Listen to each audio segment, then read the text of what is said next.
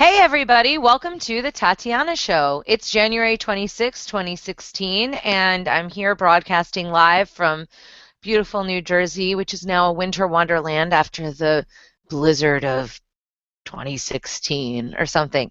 I have my good friend Josh from Voltoro. Hey Josh, how's it going? Hey, how are you, Tatiana? Have you guys rebuilt after the blizzard of 2016? Well, everything is melting very quickly, and somebody actually was kind enough to dig me out, and I thought that was really nice. So I'm in a good mood. At least I didn't have to deal with the torture. Did you Um, see some guy put an igloo up on Airbnb that he built out of the snow? no, but that's pretty funny. Yeah. No, I spent the weekend with my grandma, very rock and roll. I baked cookies and I made chili, and the chili was way too spicy. Um, That's totally rock and roll. That yeah. spicy part of the whole story is very rock and roll. Yes, especially. So I'm really excited for our guest today. John Light is a consultant and also, I guess, one of the co-founders. I'm not really sure, founder, co-founder of Bitseed, which he's going to tell us all about today. But also, John is really knowledgeable about the entire Bitcoin space, and I think he's just a good person to chat about what's going on with everything. So, John, thank you Yeah. for joining us today. This is your second time, I think, on the Tatiana Show. So, welcome. Welcome Yeah, back. happy to be here. Cool. So let's jump right in. John, tell us a little bit about yourself and for the people at home that aren't familiar with you. Yeah, sure. I've been more or less full time in the Bitcoin economy for past few years. Worked on a bunch of different Bitcoin projects, either kind of like as a in a founder role or as a like consultant or advisor. And most recently, I co-founded a company called Bitseed with Jay Feldis, Mike Doty, and Con Danley. And Bitseed makes Bitcoin full node that people can just plug into their wall, plug into the internet, and it automatically spins up a Bitcoin full node as long as they have the right kind of router and it does like automatic port forwarding and stuff like that to do with the full node. Otherwise, Oh, it'll really? just Automatically port forwards. That's nice. yeah, as long as your router supports the UPnP protocol, and most new routers do. Bitcoin has UPnP. We turn UPnP on by default and have a bunch of scripts that automatically deploy the full node. If UPnP isn't turned on or active on your router, then you need to manually forward the ports. Otherwise, the node is just going to download the blockchain and basically keep in sync with the Bitcoin network, but it's not going to actually move around blocks and transactions for other nodes. But yeah, that's what I've been spending a lot of time on recently. Okay, Great. so there's a lot of different Bitcoin podcasts out there, and most of them are made by people who have a technical knowledge. I do not, and I think that some of my audience doesn't. So can you explain a little bit more, as if I was, 5 years old, what that means, and why would I, as a person who's not technical, be interested in your Bitseed thing? Sure. So there are kind of like three different kinds of nodes in the Bitcoin network. Um, And what's a node? I mean, really, and like I'm five. okay, there are three different kinds of computers that people are going to use to run Bitcoin software and participate in the Bitcoin network. And would you like me to explain how Bitcoin itself works, or because it kind Honestly, of kind of, yeah. relates to how Bitcoin works. Yes, please. Okay, so there are like three kinds of computers. There are miners, and miners are basically helping to create. They create new bitcoins, and they also help to secure the blockchain against Sybil attacks. And Sybil attacks are basically attacks where you would set up a bunch of computers that pretend to be legitimate, nice computers in the network, but they're actually bad computers that are trying to hurt the network. And so miners are basically running really specialized kind of computers called ASICs that perform math problems essentially really fast. And doing this costs takes a lot of computing power, and it costs electricity to do it. A lot of electricity, depending on how many of these computers you have.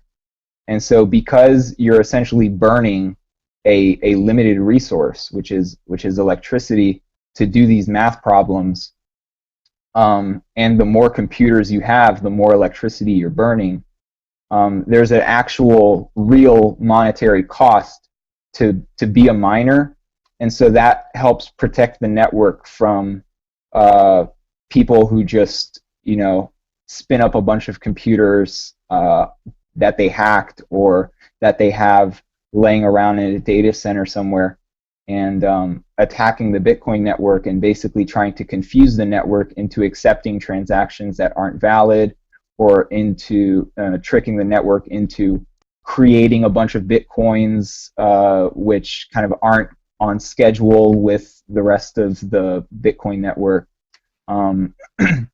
So mining is basically the process that helps to secure the network against fraud and counterfeiting, inflation, and or at least unscheduled inflation, and a bunch of other kinds of trickery that people would try to do to corrupt the Bitcoin network and make it not work the way that people expect it to. So mining is really important, and miners usually run full nodes, or at least a lot of miners run full nodes. And a full node is basically a computer that's running Bitcoin software, which is listening to other computers that are running the Bitcoin software, and it accepts transactions from them and then passes those transactions along. It'll validate the transaction and basically just make sure that the signature on the transaction is valid, that the person who's trying to send money from their Bitcoin wallet to another Bitcoin wallet actually has that money, and that they're actually able to send it. So it'll check all of the transactions and then bundle them into blocks, and then once the miners produce a block with their transactions, they will kind of broadcast that block out to all of the other computers in the Bitcoin network that are running full nodes, and then those computers will basically check the work and make sure that it all checks out, and if it checks out and their block is accepted before any other miner's block, then that block will actually get added to everybody's copy of the blockchain, and that's kind of how the blockchain is updated. It's really what I found like early on in Bitcoin is that running a full node was kind of easy. You just downloaded the core client and it was you port forwarded and hey presto. And nowadays you've got quite a large blockchain after, what is it, 7 years now, 6 years? And so a lot of people are being put off by running these things, and Bitseed is one of these solutions that help the network. So I think, Tatiana, you asked before, why would someone want this? I mean, how I see it is that a lot of the reason would be, hey, maybe you run some software, like a wallet software or something like that. But also, I think just people wanting to help the network, right? Yeah, it kind of serves a dual purpose. If you're running a full node, it not only helps to make your Bitcoins more secure and your Bitcoin transactions more secure, but it also helps the rest of the network as well by kind of being one more node that people can rely on to help their transactions and blocks get from point A to point B. And nodes are great for the whole decentralization concept. If we think about one server sitting there with software that people use, instead that server can be shut down. Instead, what we have are these hundreds and hundreds of nodes all around the world. So governments or corporations can't just censor Bitcoin or shut it down because the network sort of routes around any damage. Yeah, it's not just important like how many nodes there are, but it's also important that there's a wide distribution of who actually controls the nodes. So, PayPal or Visa, they might have hundreds of nodes around the world. Just in case, one of their servers goes down, they have others available for redundancy. but PayPal or Visa controls all of those servers, and so they can, exercise just as much control over one of their servers as any of their other servers to block transactions or reverse transactions or freeze money or anything like that. Whereas with Bitcoin, because anybody can run a node, if any one entity tries to spin up, hundreds of nodes, other people on the network who are just trying to use it for, casual use or business use, they might connect to a few of those nodes that are run by the same entity, but they're also likely to connect to a bunch of independently run nodes as well. And so if that one entity that's running like 100 nodes tries to block transactions or like even double spend the network, all of the independent nodes are going to kind of pick up the slack and help the transactions get through. Excuse me, help the transactions get through, or recognize that they're trying to double spend the network and warn the recipient about that. So having a large number of independently run nodes is actually like critically important to the Bitcoin network working properly. Otherwise, it just ends up like a Visa or PayPal kind of system. Okay, Yeah. so my question is wouldn't that require somebody to be, I guess, somewhat altruistic in terms of them wanting to do it, right? Because if I didn't have this conversation with you, I never in a billion years would have known that I'm supposed to do this, right? Well, Well, you're not supposed to, but go ahead. Well, let me finish. So maybe, Yeah. that this is a good thing to do. Also, there's a cost associated with it. So unless I'm a really nice person and I understand, like, okay, well, this will secure the network, this is for the good of us all, I wouldn't necessarily know to do that. So how would you, am I missing something there? No, those are all good points. The first part that I mentioned is actually I would consider the most important part, and it's why I actually am interested in Bitseed and why I got involved, is that it makes your own coins and your own transactions more secure when you're running your own full node. So and you don't necessarily need to run a full node where you're, because basically, to get back to what I actually started saying, there are three types of nodes. There are like miners, there are full nodes, and so miners are the ones who are actually burning a bunch of electricity to do these math problems and help to secure the blockchain. Full nodes basically move transactions and blocks around the network, so they listen on specific ports on the computer for Bitcoin transactions or blocks that are being sent to them by miners. And they will accept those transactions and blocks, validate it, and then pass those along to other nodes in the network to continue the validation and confirmation process. And that takes bandwidth. So every time you're connecting to these other nodes and sending data to them, that's a megabyte for every block, and hundreds of kilobytes for all of the transactions, multiplied by the number of nodes that you're connected to. So it could end up being full nodes can end up using anywhere between like 100 and 200 gigabytes a month at peak capacity. And so in that case, there is like resources being used not only on your computer to store the blockchain and the mempool, but also on your internet connection, where you're using a bunch of bandwidth to do that. And then the third type of node is basically just a node that's listening on the network, but it's not broadcasting. So it'll listen for new transactions, specifically that are being sent to that wallet, and then also it'll listen for new blocks. And then once a block is confirmed, then it'll tell the wallet, hey, this block is confirmed, and if you have any transactions in this block, you can now be pretty sure that it's not going to be double spent. And so if you're only concerned about the security of your own transactions and your own Bitcoins, then you only need to run that third type of node.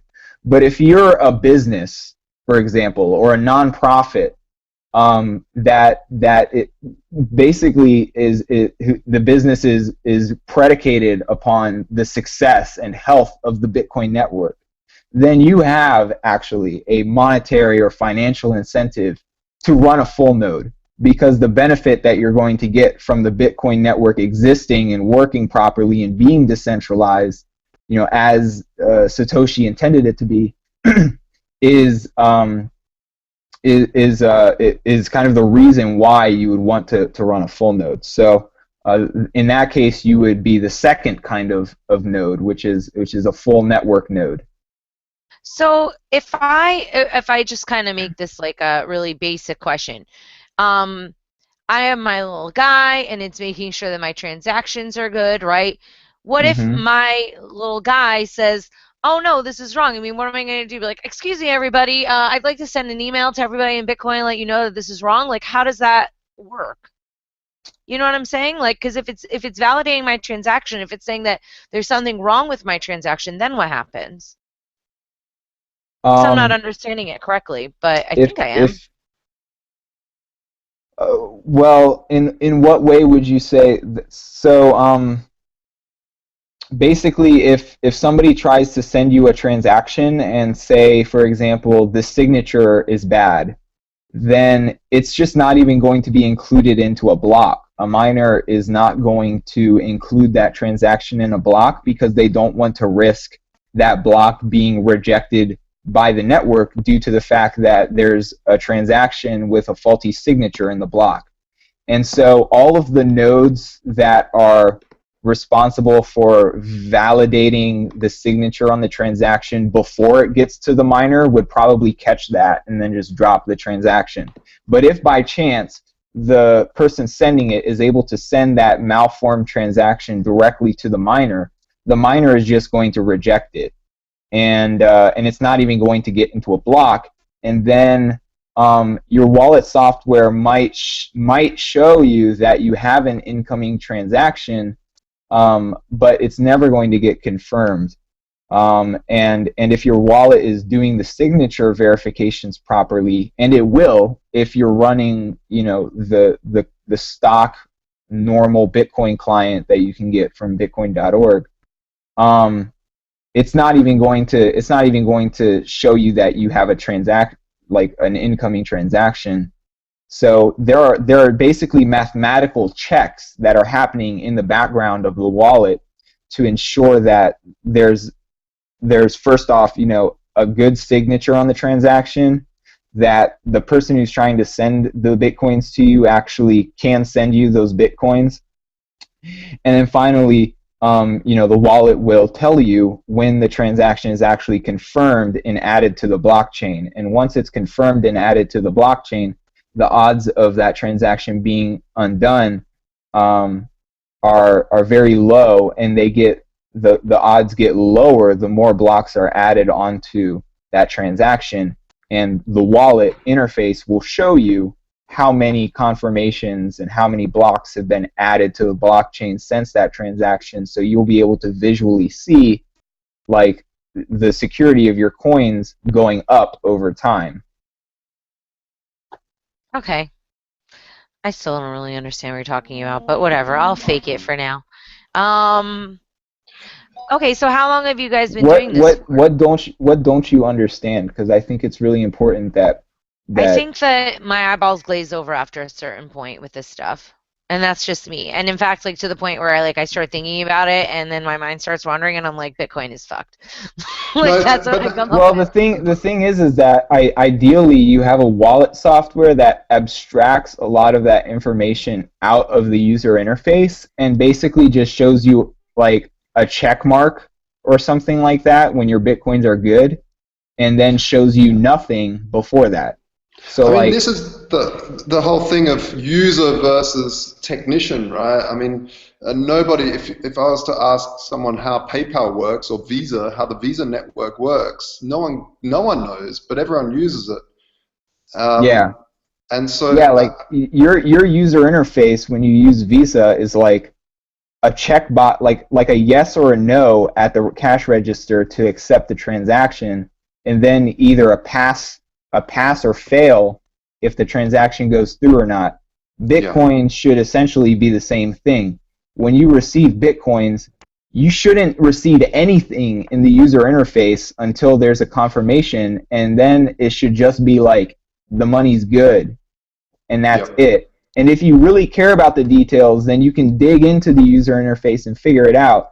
But the basic user interface that's shown to people should really just show you, yes, the money is good, or like kind of nothing until then. And so yeah, for most people, this stuff doesn't really matter, Tatiana. But in the future, I I envision, and the team at Bitseed envisions, that many different kinds of applications are going to rely on the blockchain for security, not just Bitcoin wallets, but including things like document timestamping, and other kinds of decentralized applications that rely on the blockchain for identity or asset management and tracking, or micropayments, or things like that.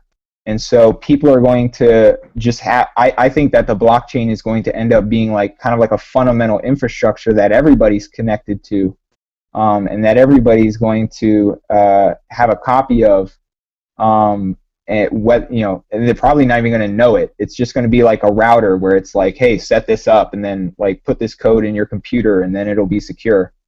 Do you think, like, just to throw the big bomb in here, what version of Core are you running? Can you decide Core or Unlimited or Bitcoin Classic now? There's all these different Core clients. Where does Bitseed fit into this whole debate? Of bigger block sizes or different Core clients, I guess. Well, we ship all of the Bitseed units with the latest version of Bitcoin Core that has been released by the Bitcoin Core development team. And in terms of our position about bigger blocks, right now we're just going to be following Bitcoin Core's scalability roadmap, unless something better ends up being kind of what most of the network is using. Okay. So we're not going to really be a party to forking the network, but if the network does fork, then we're going to run whatever software is on the chain with the most hashing power. Do you have a personal feeling on that, even if the company isn't doing anything? Like, what do you think about the whole big debate? We're in consensus about that. I don't know what that means. It means we all agree that that's the right thing to do. What, to fork it? No, to include the software with the devices that matches what the majority of the hashing power is using. So that's Bitcoin Core. Yeah. Okay. Yeah. Or something that's compatible with Bitcoin Core, because there are different implementations of the Bitcoin Core kind of reference specification, like BTCD and LibBitcoin, which BTCD is written in Go, LibBitcoin is written in C++. Like Is there languages? these are programming languages, and they're basically alternate implementations, but they implement the same spec as the reference client, so they're not falling out of consensus, and in a perfect world, they don't cause forks. Is LibBitcoin still being developed on? I believe the team from Airbits kind of took over leading development of that particular implementation. Okay. But they're actively developing it. So what else are you working on? You wrote the book, Bitcoin Be Your Own Bank. For the people that don't know, it's an amazing spectre of book. I haven't read it totally. But I've had friends who've said it's a really good read. So, and you were saying something about renewing that or writing a second edition. Right. So the first edition came out last year, about mid last year, and I'm working on the second edition right now.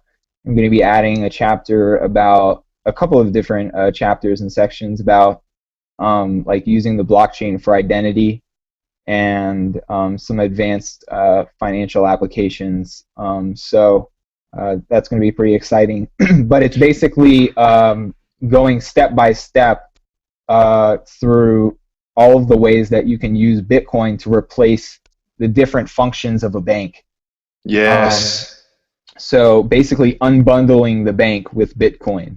The first chapter is about the blockchain or the ledger, which is kind of like the most important asset of a bank. And the blockchain is kind of that portion of a bank that can be replaced. I'm glad you're saying the blockchain. Yeah, and then the second chapter is about mining. So banks create money, and similarly, Bitcoin creates money. The difference is that Bitcoin's money isn't debt based; it's work based. And yeah, let's talk about that for a second, because I think it's a very, very interesting part of Bitcoin. For the folks that don't know, every dollar that you have in your pocket, somebody owes a dollar to a bank. So if you have $50 in your pocket, somebody owes $50 to the bank with interest that doesn't exist. So you have this this constant clamoring to try and get this interest that doesn't exist. Whereas gold or something like that is, or Bitcoin, which is precious numbers, you find these precious numbers and you spend it into existence, and then it starts to rotate around the economy or move through the economy. And same with gold. You find gold in the ground and it starts moving around. It doesn't have intrinsic debt that it has to go back to with interest. So, and I think a lot of people forget about this when it comes to thinking about world poverty or massive global issues with monetary policy, and I really feel strongly that the core principle of money being based on debt really starts to skew the middle class and starts to really have this built-in debt class to it, almost like, I don't put it too strongly, but I guess debt slaves would be kind of, because once you're in this, the money that you've got is intrinsically debt, so you can never get, like a lot of people say, all these banks owe money to, they've got all this debt, and other banks got debt, and countries got debt, and this country's got debt, and every country's got debt, and you think, well, who are they indebted to? The fact is they're indebted to the whole system. The whole system, as soon as money's created, it's a debt. And so it's I think that's where Bitcoin is really, really interesting. Yeah, the fiat monetary system is a little bit like a game of musical chairs, where there's less chairs than there are people, and in this case, the chairs meaning dollars. So there's less dollars available in the system than are actually owed by people to banks.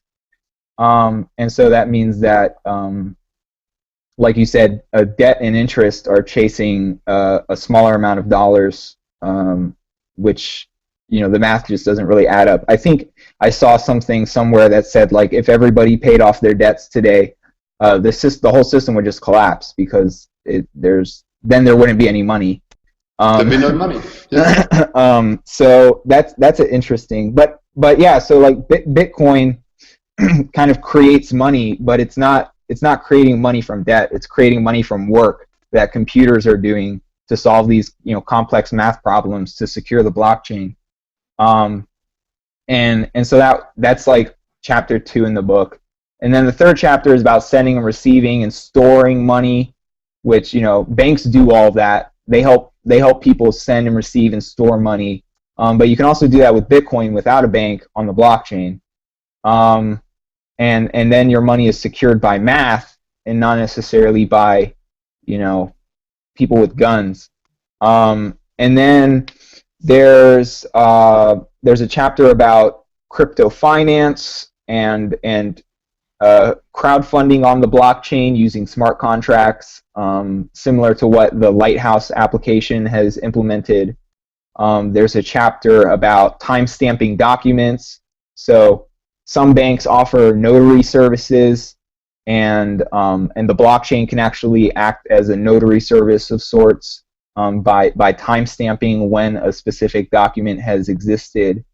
Definitely, I think there's a really good use case there of like patents, because governments have this monopoly on patents. You have to basically show everything that you've invented to get a patent, and then anyone can sort of copy it and change it slightly. And I mean, I'm not the biggest fan of patents anyway, but what I think crediting an inventor is important. And what the blockchain could do, you could invent something, hash it, stick into the blockchain, and then later on go, hey, look, I invented this first. Here's the proof by showing the hash. And yeah, for those that don't know what a hash is, it's a magical number box that spits out a fingerprint of a document that's unique to that document. So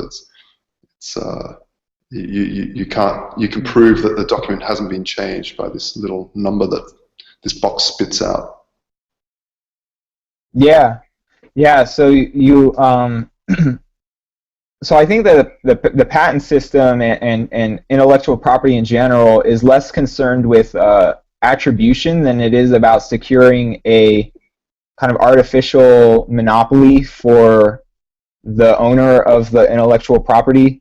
But so Bitcoin is more concerned about the attribution part than it is about the artificial monopoly part of intellectual property. And it's really good at that, because basically once somebody has put a hash of their file or document into the blockchain, just like a Bitcoin transaction, it becomes incredibly difficult to undo, if not impossible. And so once you have put this proof that a document has existed at a specific point in time into the blockchain, and it has been confirmed by the blockchain, then it's a very strong proof that that document existed at a specific point in time. And if somebody else comes along claiming that they invented something or wrote a document or a song or something like that, you can actually go back into the blockchain and prove, like, well, I at least can prove that I had that file before you did, or before you claim that you did. And so it can be really useful in legal cases where you're trying to prove attribution and ownership of a particular kind of document. And then the last chapter of the book currently is about colored coins.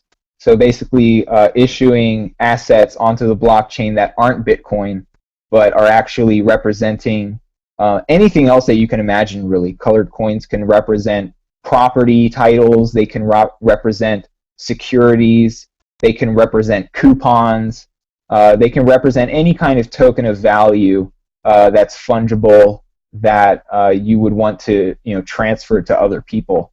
And I think that could be really useful for finance, peer-to-peer crypto finance, and helping to fund projects in places where the financial infrastructure is immature or non-existent. And that's kind of something that I'm kind of excited about. But yeah, I'll be adding chapters about using the blockchain for identity, and also some of the other advanced kind of decentralized applications that have come out in the past year or so since I released the first edition of the book. So that second edition of the book will probably be coming out sometime later this year. And if you want to read the book that's been published so far, I published everything for free on GitHub, and there's an ebook available at bitcoinbyob.com. Why colored coins and why not something about like Counterparty, which is built on Bitcoin, or Ethereum, which is its own thing? Counterparty tokens are a kind of colored coin, but they're not a colored coin. They're not using the same protocol as like open assets, or that kind of colored coin protocol. They use a different kind of colored coin protocol that's known as embedded consensus, which is a technical term that we don't need to get into here. But yeah, Counterparty would work just as great. Counterparty has been used by many different projects, such as yours, Tatiana Coin, to create colored coins that represent, in your case, artist coins. And they've also been used by the Let's Talk Bitcoin network to issue LTB coins, which basically help reward contributors and pay for sponsorships. So I think those are really cool use cases, and always looking forward to seeing more experimentation in that space. I think where it's sorry, Tatiana. Well, I wanted to, I know, John, you're a big fan of Creative Commons, and, we were talking about patents before. This is always something that people ask me about, and I just don't feel knowledgeable enough about in the first place, right? And Yeah. I think that people who are new to these concepts, when I first heard about open source, I was like, well, how does anybody protect their information? How do they make money? Can you go into an overview as to ownership of IP and different things like that, and how people can look at that from maybe a different perspective other than, that one proposed by, I don't know, government people and like the Recording Industry Association or whatever?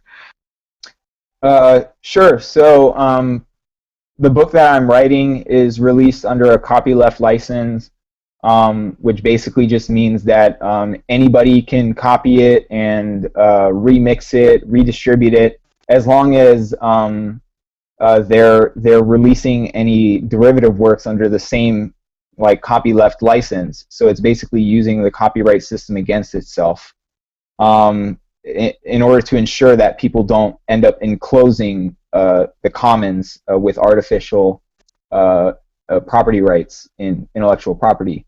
So wait, to jump in, you're basically saying that people can use your stuff, they just can't all of a sudden use your information and then copyright it to block other people from using it, right? Correct. Yeah. Okay. And yeah, I released my book. Everything that I write online, all of the music that I've ever produced, everything that I've ever done creatively is released like this, because I believe that property rights only pertain to actually scarce goods, and information is not a scarce good.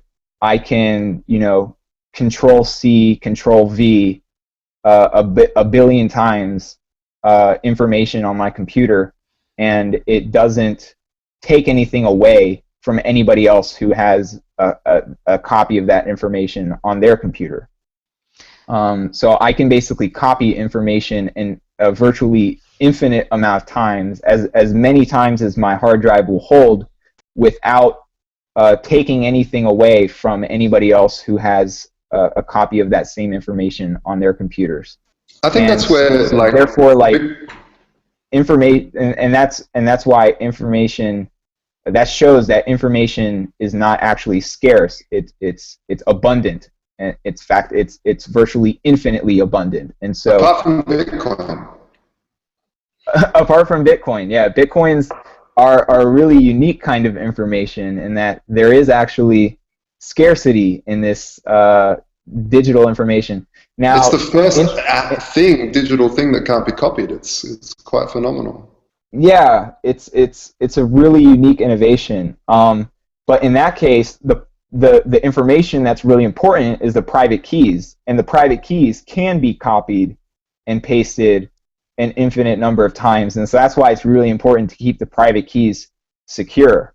Otherwise, people could steal the Bitcoins. But yeah, the Bitcoins themselves uh, are scarce, but the private keys are information just like any other file on your computer. So you've got to be really careful about how Okay. you treat that. But anyway, that's going off into the weeds a little bit. Yeah, no, I don't want to talk about that. I want to focus on, all right, so I'm an artist, Yeah. right? I have So my songs, right? How yeah. are you going to compensate me?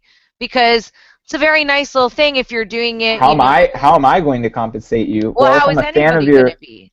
well, How if is I'm a anybody? fan of if I'm a fan of your music, I might pay you for it. If I don't own the copyright, say, okay, so I have my song, right? I write a song and then you go out and you cover it. If you're Hmm. not paying me to use that song and to cover it, which would be protected by my copyright, then you're basically taking my idea and making money off of it, and like that sucks for me. I mean, I made the original thing. Go out and Did make you your own damn did you song, did right? you did you invent the words that you use to make your lyrics? Think that I compiled them together in a specific fashion that has not been done before. Yes, I think that that's a unique contribution.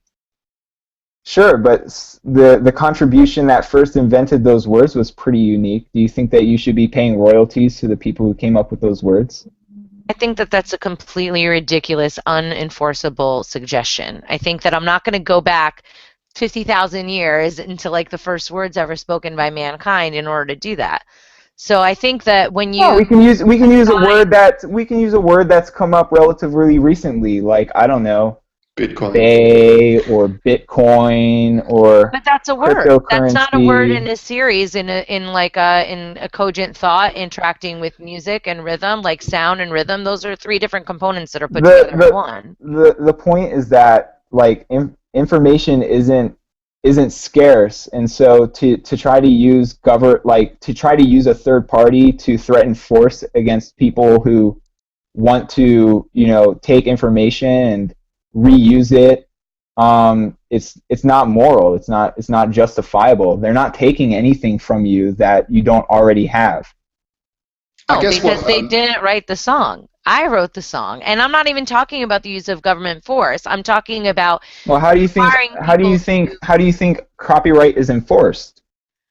I think that those are separate issues. I think that we're I talking don't think about, that. does a person have the right to say, you should pay me for using my work? And Well, I what don't if think that what people if would somebody voluntarily give that money up necessarily either. I mean, maybe they. what if somebody doesn't pay you for the work? What do you think happens?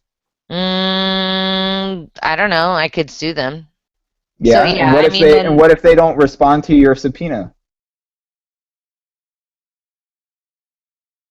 What I don't happens think to them? I see where you're going with this. I just don't think that it ever goes that far down the line when you're talking about Well, it would if you tried to sue me, art. because I wouldn't respond. I would say fuck off, and I've had to do that. So you think it's okay to steal the work of other people even though they don't It's not feel that, stealing. but they believe that it's stealing. So where do you Well, I get don't off? really care what they believe. I don't really care what they believe. The fact I is that don't. I'm not taking anything that they don't already have.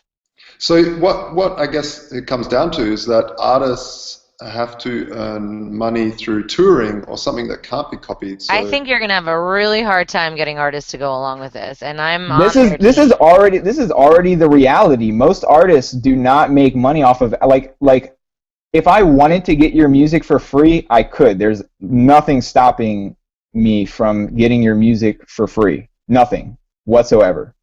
Sure. And there's nothing stopping any of your fans from getting it for free either. The ones that give you money are doing so completely voluntarily of their own volition with the knowledge that they could get your music for free with virtually no barriers. And so basically every other artist in the world is also in this same position, at least musical artists.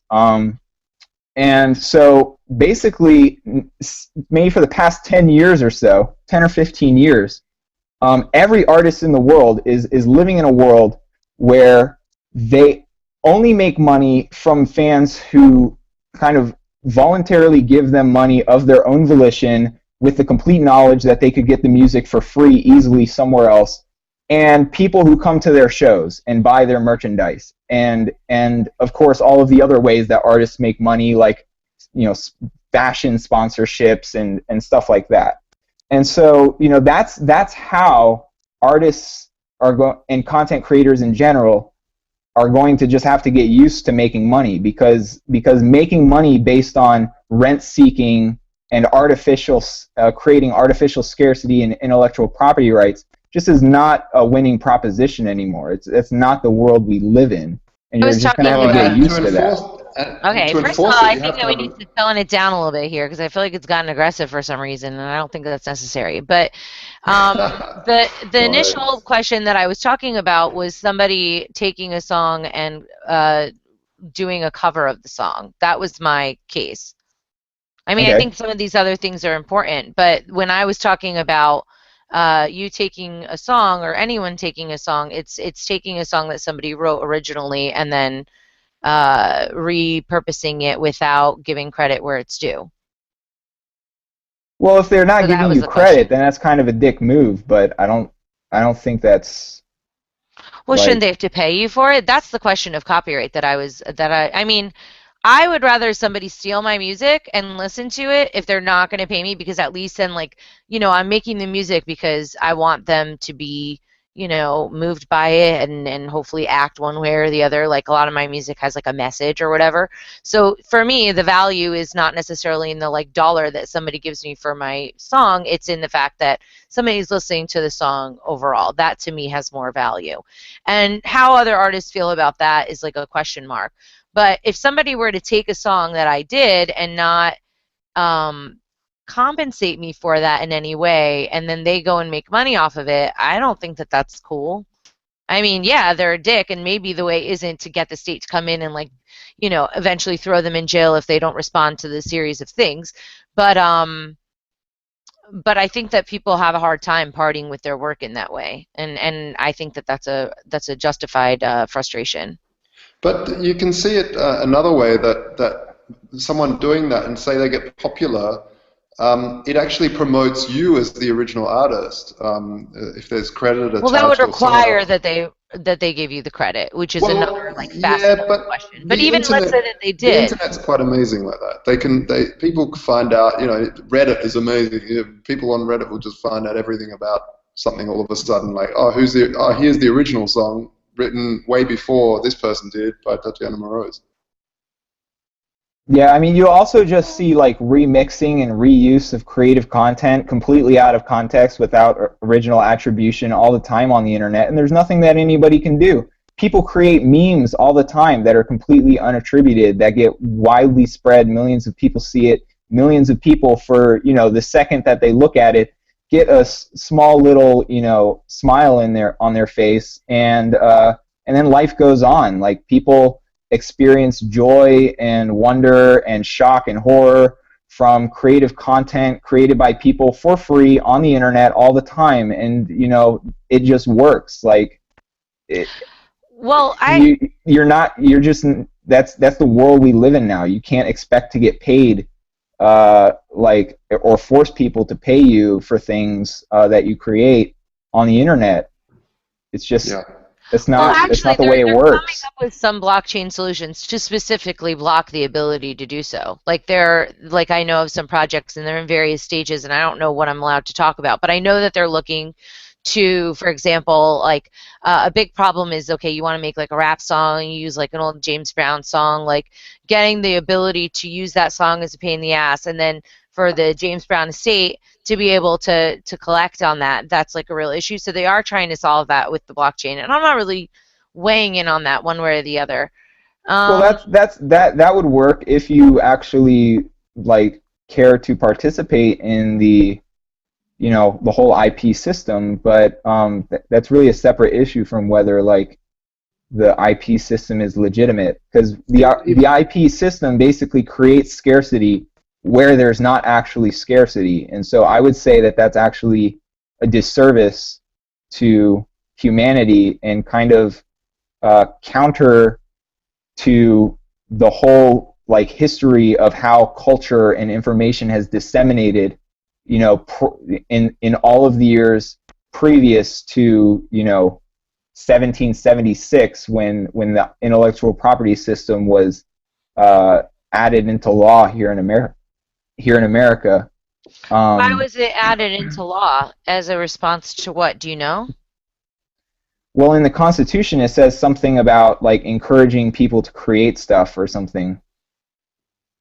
I don't know what you're I'm talking not about. I going thought to. we were talking about like a In the Constitution, there's a clause that mandates that the government set up a system of intellectual property for patents and copyrights. And it says to like encourage creators to invent things or something like that. I don't remember I don't exactly think what that it there says. was Sorry, a, but but people must have been wanting some sort of a. I get the idea, especially like when it comes to tech stuff, how people want to use copyright and patenting as a way of preventing other people from innovating. And you'd think that like with music, you'd want that to be more of a shared thing, right? Because like music is generally done for like a different purpose than like science, and science is more business users. Music is like, oh, I want to help the world and do music. I don't know. I think the jury's still out on this. I need to hear some more compelling reasons either way. it's all just a monopoly based on artificial scarcity enforced by the government. That's all intellectual Yeah. property is. Even if it's blockchain Trademarks, based, even copyright, patents. it, Yeah, even if it's blockchain based, you're just putting those legal constraints onto assets that are on the blockchain.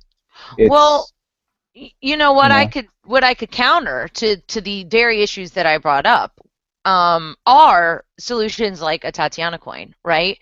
Because if an artist has their own economy, it's like, you're cutting out the people that prevent you from reaching your fans, right? So artists have two main problems: money to actually make the art and to eat in the meantime while they're making the art, and finding people to connect with.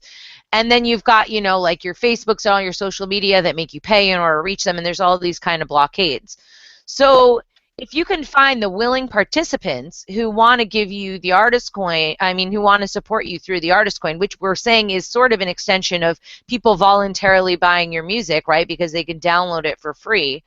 Maybe that's a way to kind of make it a little bit more of a tight, um, dependable function versus just being like, well, I hope someone listens to me and gives me some music, like, I mean, gives you some money, like, because those are kind of, that's like a very unattractive lifestyle for a person that wants to live like not in the gutter.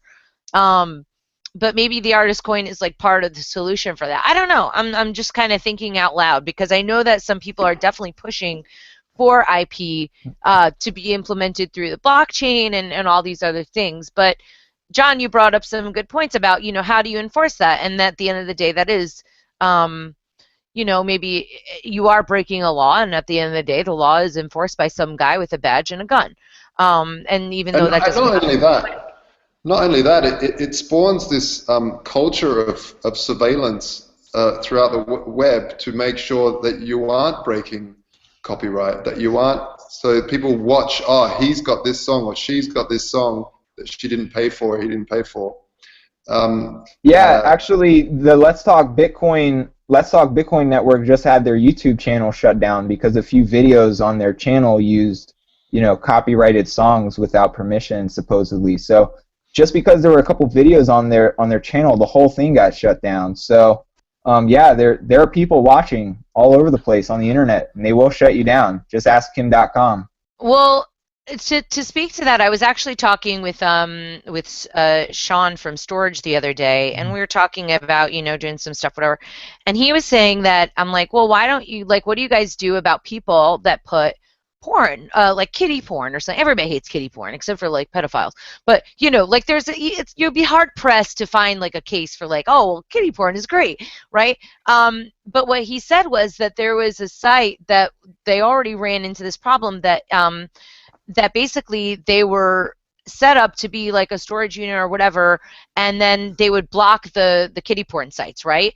And so then what ended up happening was the movie people came in and they're like, well, if you have the technology to block kiddie porn, well, then you should block these movies from being illegal. I mean, from being on the sites too. And the judge was like, yeah, that seems like a good idea.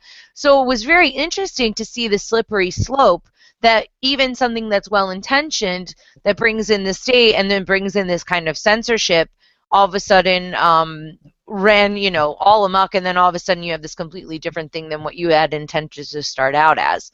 Yeah, Yeah, I don't think yeah, that zeros and ones should be illegal. That's my radical opinion. But yeah. yeah. I think the thing is that kids are always used. These edge cases are always used to But they are real justify. cases. I Well, mean, it yeah, does happen. It's not good.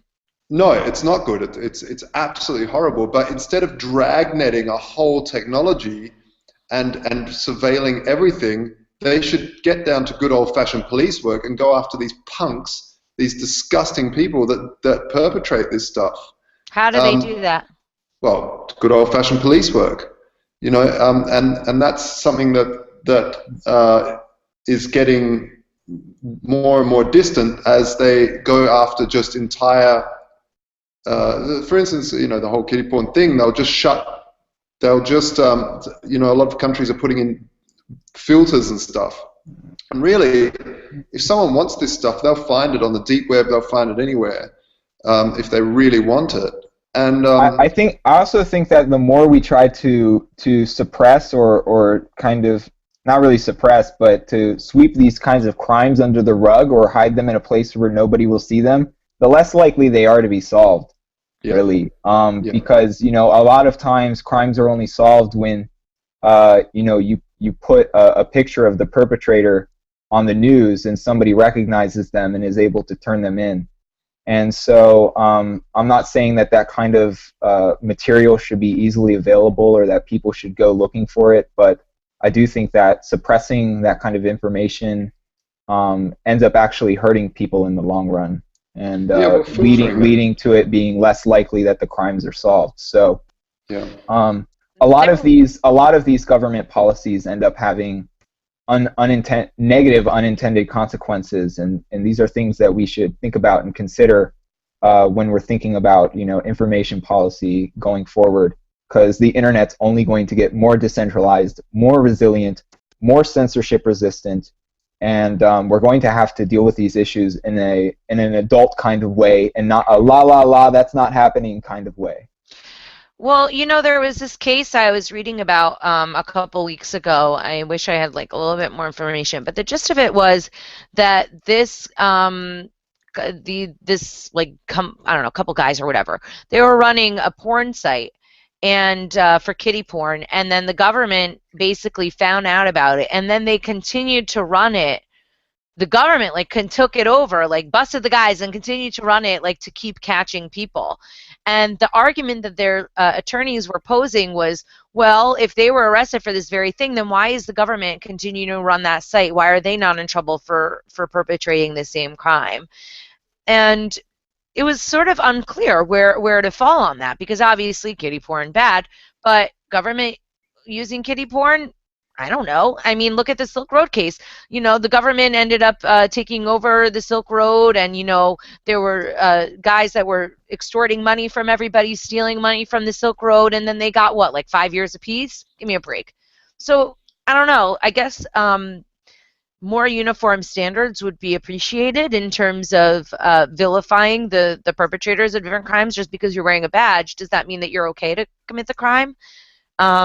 I don't know. It's a lot to kind of think about, and I'm not really sure where the solutions will lie.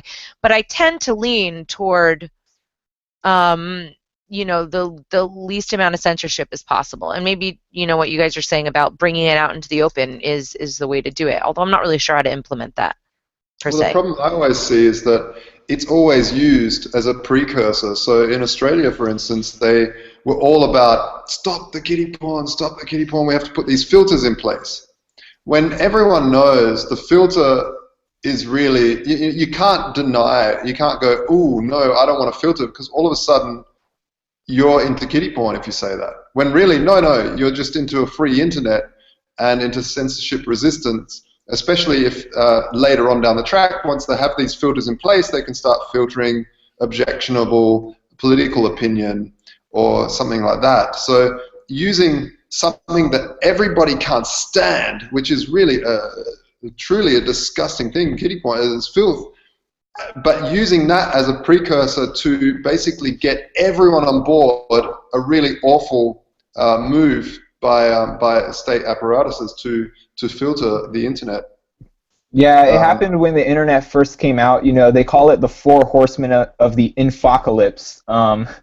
It's basically like pirates, information pirates, kiddie porn, terrorists, and like drug dealers, and they roll one or all of these out, kind of mm, as a scare tactic to emotionally manipulate people into supporting destructive, censorious policies. Pretty much every time they want to try and seize control. They did it in the early '90s. They're doing it today. It's the same playbook, just a every just time. a just a different set of players, and you know people who were around back then recognize it and are calling it out now, and people who are new to the internet are learning and kind of understanding the issues, the deep political issues, and the players and everything that's at stake now. And it's just kind of up to the netizens of the world to continue working on technology that kind of mathematically invalidates a lot of these kind of censorious arguments, and to keep pushing forward for an open, free, independent internet. Well Um, said. Okay, well, there's a lot to think about. I just as a final point, I just find it really funny how the government's always worrying about all these other people, but like they themselves are perpetrating a lot of these issues. Anyway, we have to have a magic word, guys, because we got to wrap up the show. We're going a little bit over. What's the magic word? John, I'm going to let you choose it. It could be a magic word or a phrase. Hope. Hope. I like that. Nice. That's lovely. Word. I like Word up. it. Magic word to All your right, mama. good. Well, one of the things we wanted to talk to you about today was the surveillance economy. We didn't get a chance to talk about that, but I think that's a much larger issue that I'd like to delve in. So maybe, John, you can come on again real soon and we could talk a little bit more about that.